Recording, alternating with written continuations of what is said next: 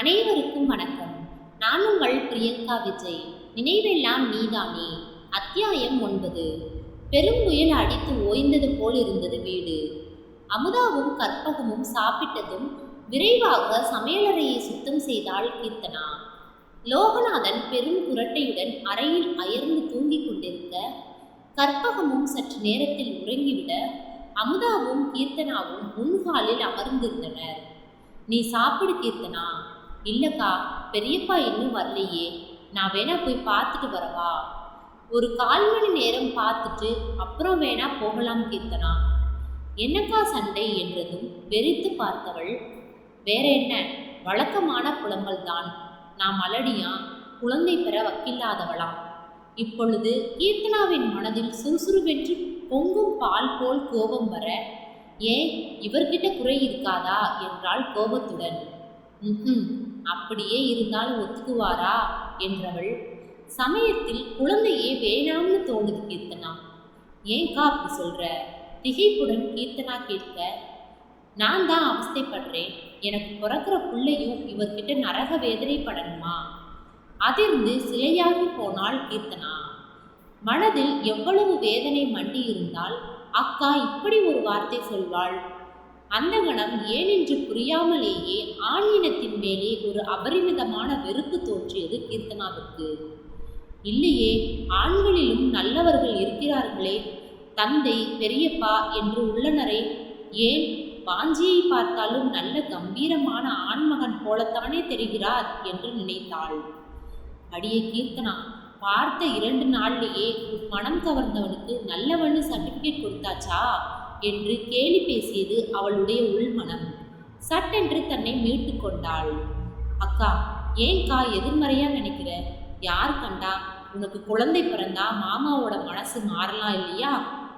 சூரியன் மேற்கில் உதித்தாலும் உதிக்குமே தவிர இந்த ஆளோட குணத்தை மாற்ற முடியாதுங்கிறது நாய் வாளை நிமித்துறது மாதிரி தான். முடியாத காரியம் கீர்த்தனா என்றாள் விரக்தியுடன். சரி, அதை அப்புறம் பார்க்கலாம். நாளைக்கு நான் சீதா டாக்டர் கிட்ட டோக்கன் வாங்கிட்டு வர்றேன். நாம சாயந்தரம் போய் பார்க்கலாம். வேணாம் கீர்த்தனா. அக்கா, உன்கிட்ட பிடிக்காததே இப்படி அவநம்பிக்கையோட பேசுறது தான். நல்லதையே நினைப்போம். இப்ப தூங்கு.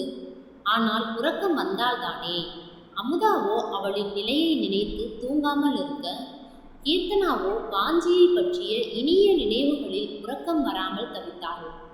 அடிக்கடி இவனை பார்க்க நேரிடுகிறதே, இது தெய்வ செயலா அல்லது யதார்த்தமாக நிகழ்வதா என்று புரியவில்லை அவளுக்கு.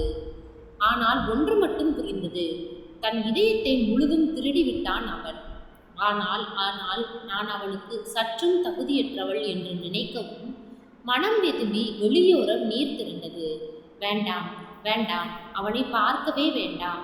இனி அவன் யாரோ எவரோ, அவனின் நல்ல மனதுக்கு நிச்சயமாக தேவதை போல ஒருத்தி வருவாள் என்று தனக்குள் சொல்லிக்கொண்டு வலுக்கட்டாயமாக கண்களை மூடி தூங்கினாள். ஆனால் நினைப்பது எல்லாம் நடந்து விடுகிறதா என்ன? யாரை இனி பார்க்கவே கூடாது என்று சங்கல்பம் எடுத்தாளோ அவனையே மீண்டும் மீண்டும் பார்த்து தன் மனம் காதலால் கசிந்திருக்கும் என்று நினைத்தாளா அவள்? மறுநாள் வேலைகளை சீக்கிரமாக முடித்து கிளம்பினாள். பல்லை காட்டிக்கொண்டு விகாரமாக இழுத்தபடி அருகே வந்த லோகநாதன், என்ன கண்ணு, ஸ்கூலுக்கு கிளம்பிட்டியா என்று கேட்கவும் எரிச்சல் வந்தது. சில பேர் இப்படித்தான், திருமணத்திற்கு வந்து ஹீஹி, கல்யாணத்துக்கு வந்தீங்களா என்பர்.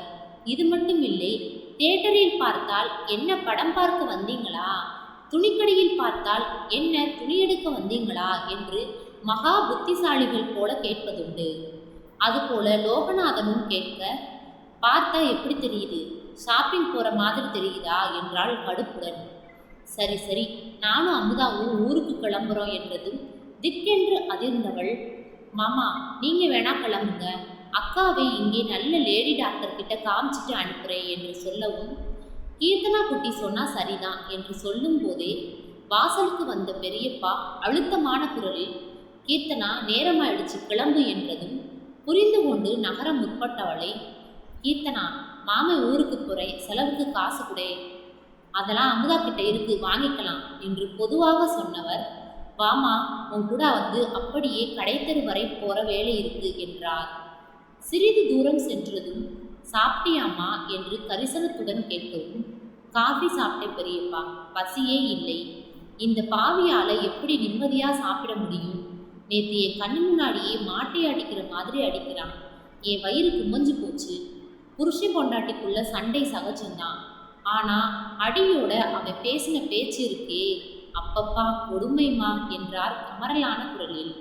சரியாயிடும் பெரியப்பா என்றாள் ஆறுதலாக. ஏமா, குழந்தை பிறக்காம போனா அந்த புள்ளை என்ன பண்ணும்? அதுக்கு மட்டும் ஆசை இல்லையா? அதுக்குத்தான் பெரியப்பா நான் அக்கா கிட்ட ஒரு யோசனை சொன்னேன். நம்ம சீதா டாக்டர் கிட்ட ஒரு டோக்கன் வாங்க முடியுமா பெரியப்பா? இன்னைக்கு சாயந்தரம் நானும் அக்காவும் போறோம் என்றதும் நெற்றியை தேய்த்து யோசித்தவர், அம்மாடி, அவங்க நல்ல கைராசி ஆனவங்க தான், ஆனா நிறைய செலவாகுமே. அதெல்லாம் பார்த்துக்கலாம் பெரியப்பா என்று கீர்த்தனா உற்சாகமாக சொல்லவும், நம்ம பூர்வீக நிலத்தை அடகு வைக்கலாம். வேணாம் பெரியப்பா, பேங்க்ல இருக்கிற பணத்தை எடுக்கலாம் என்றதும் பதறியவர், வேண்டாம் கீர்த்தனா வேண்டாம், எங்களுக்காக எவ்வளவு செஞ்சுட்ட, இனியும் உன் பணத்தை செலவு பண்றது முறையில்லை. என்ன பெரியப்பா, என் பணம் உன் பணம்னு பிரிச்சு பேசுறீங்க? என்னை வேற யாரோ மாதிரி தானே நினைக்கிறீங்க? ஐயோ, அப்படியெல்லாம் இல்லடா கண்ணு. அப்புறம் என்ன, என் அக்காவுக்கு நான் செய்கிறேன், நீங்க இதுல தலையிடாதீங்க. முதல்ல டோக்கன் வாங்கிடலாம் பெரியப்பா என்றவள் பஸ் வருவது தெரிந்து அவரிடம் விடை பெற்று விரைந்தாள். ஓவியம் போல தன் தம்பி மகள் செல்வதை பார்த்து பெருமூச்சு விட்டவர் அந்த நிமிடம் மனமாற வேண்டினார். அம்மா காமாட்சி அம்மா, தாயே, இந்த குழந்தை பட்ட கஷ்டமெல்லாம் போதுமா, அதுக்கும் ஒரு நல்ல வழிகாட்டுமா தாயே என்று மனமுருக வேண்டினார். அன்று மாலை அமுதாவும் அவளும் ஏஜே கிளினிக் சென்றனர். நாகப்பட்டினத்தின் சிறந்த மகப்பேறு மருத்துவர்களில் ஒருவரான டாக்டர் சீதா அவர்களை அன்புடன் வரவேற்றார். நடுத்தர வயது உடைய அவரிடம் பேசினாலே மனம் புத்துணர்வு அடைந்தது போல இருக்கும். மாத்திரையோடு நம்பிக்கை சொற்களையும் ஊட்டுவார். கடவுள் பக்தி நிறையவே உண்டு. எளிமையான பருத்தி சேலையும் கண்ணாடியும் அவரின் தோற்றத்தை கம்பீரமாக பறைசாற்றும். அமுதாவை தீவிரமாக பரிசோதித்து பல டெஸ்ட் செய்தார். பிறகு ஸ்கேன் செய்து பார்த்தவர் அமுதாவிடம், மிஸ்ஸஸ் அமுதா, ஒரு சின்ன பிரச்சனை தான், சரி பண்ணிடலாம் என்று புன்னகையுடன் சொல்லவும் அமுதாவின் முகம் மலர்ந்து போய் நீண்டதொரு நிம்மதி பெருமூச்சு விட்டாள். மேடம், எனக்கும் தாய்மை அடைகிற பாக்கியம் கிடைக்குமா என்று தயக்கத்துடன் வினவ அவளின் முதுகை மெல்ல தட்டியவர், முதல்ல நம்பிக்கை வைமா, அறிவியலும் மருத்துவமும் எவ்வளவோ முன்னேறி இருக்கு, உன் பிரச்சனையெல்லாம் ஒண்ணுமே இல்லை. தேங்க்யூ மேடம், அக்கா மனசளவில் ரொம்ப சோர்ந்து போயிட்டாங்க என்று கீர்த்தனா சொல்லவும், ஆனால் அமுதா, நாளைக்கு டிஎன்சி ஒன்று பண்ணணும், ஒன்றும் சாப்பிடாம வெறும் வயிறோட வரணும், அப்புறம் நான் எழுதி தர்ற மாத்திரையெல்லாம் கரெக்டாக சாப்பிடணும், சரியா? மருத்துவமனை விட்டு வந்தபோது இரு பெண்களின் முகமும் சந்தோஷமாக இருந்தது. அக்கா, பஸ்ஸில் போனால் லேட் ஆகிடும், வீட்டில் பெரியம்மா பெரியப்பா ஆவலாக எதிர்பார்ப்பாங்க, அதனால் ஆட்டோவில் போயிடலாம். ஆட்டோவில் செல்லும் போதே அமுதா மெல்ல பேச்சு கொடுத்தாள். யார் கீர்த்தனா அது? 2 நாள் முன்னாடி காலையில் போஸ்ட் ஆஃபீஸில் பார்த்தோமே என்றதும் நெஞ்சம் படபடக்க முகத்தை இயல்பாக வைத்து கொண்டு, தெரிந்தவர் தான் அக்கா, 2-3 தடவை பார்த்துருக்கோம் என்று லிட்டேட்ரியான குரலில் சொன்னாலும் உள்மனம், ஆகா, அக்கா உற்று கவனிக்கும் அளவு நாம் முந்திரி கொட்டை போல நடந்து கொண்டோம் போல, இனி கவனமாக இருக்க வேண்டும் அவனை பார்த்தாள் என்று நினைத்ததும், ஆகா கீர்த்தனா, அப்ப இனிமே அடிக்கடி பார்க்க போறியாக்கும் என்று எள்ளலாக கேட்டது அவளுடைய உள்மனம். கீர்த்தனா, உன் முகமே எனக்கு என்னவோ செய்தி சொல்லுதே. அதெல்லாம் இல்லக்கா. அவர் முகமும் உன்னை பார்க்கையில் சுடர் விட்டதே. போங்கக்கா, கேலி பண்ணாதீங்க. ஆனா கீர்த்தனா, மனுஷனை பார்த்தா ரொம்ப மரியாதையான கண்ணியமான ஆசாமியா தான் தெரிகிறார். உனக்கு ஒரு நல்லது நடந்தா சந்தோஷப்படுற முதல் ஜீவன் நான் தான். அக்கா, நான் தான் எதுவும் இல்லைன்னு கை ரொம்ப சமாளிக்காதடி. கத்திரிக்காய் முத்துனா கடைத்தெருவுக்கு வந்துதானே ஆகணும். ப்ளீஸ்கா, வேற ஏதாவது பேசலாமே என்று சொல்லவும் ஆட்டோ நிற்கவும் சரியாக இருந்தது. ஆட்டோ ஓட்டுபவரின் செல்போன் சினுங்க எடுத்து பேசியவர், அப்படியா, அந்த வழியே போக முடியாதே, அந்த பூக்கடை சந்து வழியே போக முடியுமா? அடடா, சரிப்பா, நான் பார்த்துக்கிறேன். என்ன என்று புரியாமல் இருவரும் இருக்க திரும்பி அவர்களை பார்த்தவன், என்னங்க, யாரோ முக்கியமான அரசியல் தலைவரை வெட்டிட்டாங்களாம், ஒரே கலாட்டாவா இருக்கு. பஸ்ல போறதும் சரியா வராது போல, கல் எடுத்து வீசுறாங்களாம். ஆட்டோ இதுக்கு மேல போவாது, கொஞ்சம் இறங்குங்கம்மா என்றதும், வேற வழியில போக முடியாதுங்களா என்று கீர்த்தனா கேட்கவும், முடியாதுமா, பூக்கடையை சுத்தி போலாமான்னு தான் என் ஃப்ரெண்டை கேட்டேன், அதுவும் முடியாது, வேணா பாதி காசு கொடுங்கம்மா என்றதும் வேற வழி இல்லாமல் பெண்கள் இருவரும் இறங்கினர். வில்லில் இருந்து புறப்பட்ட அம்பாக நிமிடத்தில் காணாமல் போனான் ஆட்டோ டிரைவர்.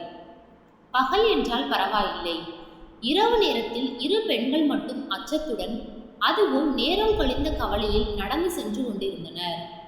கீர்த்தனா, முந்தானையை இழுத்து போத்திக்கோ, நிறைய செயின் அறுக்கிறானுங்க. சரிக்கா, இன்னும் வேகமா நடக்கலாம் என்று நடையை எட்டி போட்டவளோடு ஈடு கொடுத்து நடந்தாள் அமுதா. அப்பொழுது சட்டென்று எதிர்பாராமல் வேகமாக வந்த கார் ஒன்று கீறிச்சிட்டபடி அவர்கள் அருகே நிற்க இரு பெண்களும் வெளவெளத்து போயினர். ஆனால் காரிலிருந்து புன்னகைத்தபடி வாஞ்சிநாதன் இறங்கவும் இனம் புரியாத நிம்மதியும் சந்தோஷமும் கீர்த்தனாவின் மனதில் தோன்றியது. திக்கு தெரியாத காட்டில் தோன்றும் ஒற்றை புள்ளி வெளிச்சம் பார்த்த திருப்தி போல அவள் முகம் பிரகாசிப்பதை பார்த்தவன் அருகே வந்தான்.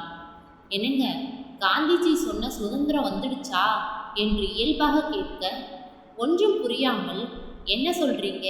அதாங்க, நடுராத்திரியில ஒரு இளம் பெண் நகைகளோட எப்ப தனியா பயமில்லாம போறாங்களோ அன்னைக்கு தான் இந்த நாட்டுக்கு உண்மையான சுதந்திரம் கிடைச்ச மாதிரின்னு சொன்னாரே, அந்த மாதிரி 2 பேரும் கிளம்பிட்டீங்களோன்னு என்று சிரிப்புடன் இழுக்க, அமுதாவோ சட்டென்று சிரிக்க, பொங்கி வரும் சிரிப்பை மென்றவள் கவனியாமல் வேறு புறம் பார்க்க, கீர்த்தனா, ஜோக் அடிச்சா சிரிக்கணுங்க. அப்படியா, எப்ப ஜோக் அடிச்சிங்க என்றதும், ஐயோ செம்ம நோஸ்கட். அது சரி, எங்கே இந்த பக்கம்? சும்மாதான், பஸ் வர்றதுக்காக வெயிட் பண்ணுறோம். உங்களுக்கு தெரியல போல, ஆட்டோ பஸ் எல்லாம் ஓடலை. உங்களுக்கு ஆட்சேபனை இல்லைனா என் காரில் போகலாமா? தேவையில்லை என்று வெடுக்கென்று சொல்லிவிட்டு, நாங்கள் நடந்தே போகிறோம், வாக்கா என்றாள். அமுதாவை பார்த்தவன், மேடம் கொஞ்சம் யோசிங்க, இது ரிஸ்கான நேரம், ப்ளீஸ் மறுக்காதீங்க. நான் சொன்னா கீர்த்தனா மறுப்பாங்க. என்னவோ என்னை ஆரம்பத்தில் இருந்தே பிடிக்கல போல, கொஞ்சம் சொல்லுங்க. அட பாவி, மிகவும் பிடித்து போனதால் தானே விலகி போகிறேன் என்று மனதில் அரற்றினாள். கீர்த்தனா, இவர் சொல்றதும் சரிதான், நேரமாயிடுச்சுன்னு அப்பா பயப்படுவாங்க, போகலாம் என்றவள் வாஞ்சியை பார்த்து, சார் உங்களுக்கு ஒன்றும் சிரமம் இல்லையே? இல்லைங்க, நான் சைக்கிளா மிதிக்கிறேன், கார் தானே, ப்ளீஸ் வண்டியில ஏறுங்க என்றதும் அதற்கு மேலே மறுக்க தோன்றாமல் ஏறிக்கொண்டனர். மிகவும் லாவகமாக அவன் காரோட்டுவதை ரசனையுடன் பார்த்து கொண்டிருந்தாள் கீர்த்தனா. ஆஃப் ஒயிட் சட்டை அவன் கால்வாசி மடித்து விட்டிருந்தான். சுருண்ட முடி அவன் சட்டையை மீறி தெரிந்தது. பின்பக்கம் வரும் வண்டியை பார்க்க உதவும் சிறு கண்ணாடியை லேசாக திருப்பி அதில் கீர்த்தனா தெரியும்படி அட்ஜஸ்ட் செய்தான். சிறிது தூரம் சென்றதும் காரை நிறுத்தியவன், எங்க, அந்த பெரியவர் எனக்கு தெரிந்தவர்தான், அவரும் பஸ் கிடைக்காம அவதிப்படுறாரு போல, அவரையும் காரில் ஏற்றிக்கலாமா எனவும், என்னங்க இது உங்க கார், எங்களை போய் கேட்குறீங்களே என்று அமுதா சொல்ல, அதுக்கில்ல, நீங்க சங்கடப்படக்கூடாது இல்லையா என்றதும் அவன் மேல் இருந்த மதிப்பு இன்னும் கூடியது. பாவம், வயசானவர் போல, ஏத்திக்கலாம் என்று அமுதா சொல்லவும் கார் கதவை திறந்தவன், ஐயா என் கூட வர்றீங்களா? எங்கே போகணும்? பிள்ளையார் கோயில் கிட்ட போகணும் தம்பி, ஏறிக்கோங்க என்றதும் உடனே ஏறியவர், ரொம்ப நன்றி தம்பி, என் மனைவிக்கு மாத்திரை வாங்க வந்தேன், உங்க உதவி கிடைச்சது சந்தோஷம், நீங்க செஞ்சது விடவா என்று வாஞ்சிநாதன் சொல்லவும் புரியாமல் அவனை பார்த்தார். அன்னைக்கு பஸ்ல சில்லறை இல்லாம தவிச்சப்ப சமயத்தில் எனக்கு டிக்கெட் எடுத்தீங்களே, என்னை ஞாபகம் இருக்கா என்றதும், அடடா நீங்க தானா தம்பி, சாரிப்பா ஞாபகம் இல்லை என்றார். அதற்கு பிறகு அவர்கள் சுவாரஸ்யமாக பேச ஆரம்பிக்க பெண்கள் இருவரும் இறங்க வேண்டிய இடம் வந்தது. அவர்களை இறக்கிவிட்டவன் மன்னிப்பு கோரும் குரலில், தப்பா நினைக்காதுங்க, உங்களை வீடு வரை கொண்டு விட விருப்பம்தான், ஆனா அது சரி கிடையாது, தப்பா ஆயிடும், பத்திரமா போங்க என்றவன், வரேங்க, கீர்த்தனா வரட்டுமா என்றதும் வந்து, நன்றி என்று அவள் தடுமாறவும், நான் தானே நன்றி சொல்லணும் என்று சிரித்ததும் முன்பு ஒரு முறை அவன் சொன்னது நினைவு வர முகம் சிவந்து போனாள். ஓகே, பார்க்கலாம் என்று அவன் காரை கிளம்ப அது புள்ளியாய் மறையும் வரை பார்த்து கொண்டு இருந்தவளின் தோளை செல்லமாக தட்டிய அமுதாவோ, இது ஒன்று போதாதா, நீயும் அவர் மேல விருப்பப்படுறேன்னு புரிஞ்சுக்க என்று கேலியாக சொல்ல ஸ்தம்பித்து போனாள் கீர்த்தனா. தொடரும். இப்போதான் நம்ம சேனலை புதுசாக பார்க்குறீங்கன்னா சப்ஸ்கிரைப் பண்ணிக்கோங்க. கதையை பற்றின கருத்துக்களை கமெண்ட் பாக்ஸில் தெரிவிக்கவும். நன்றி.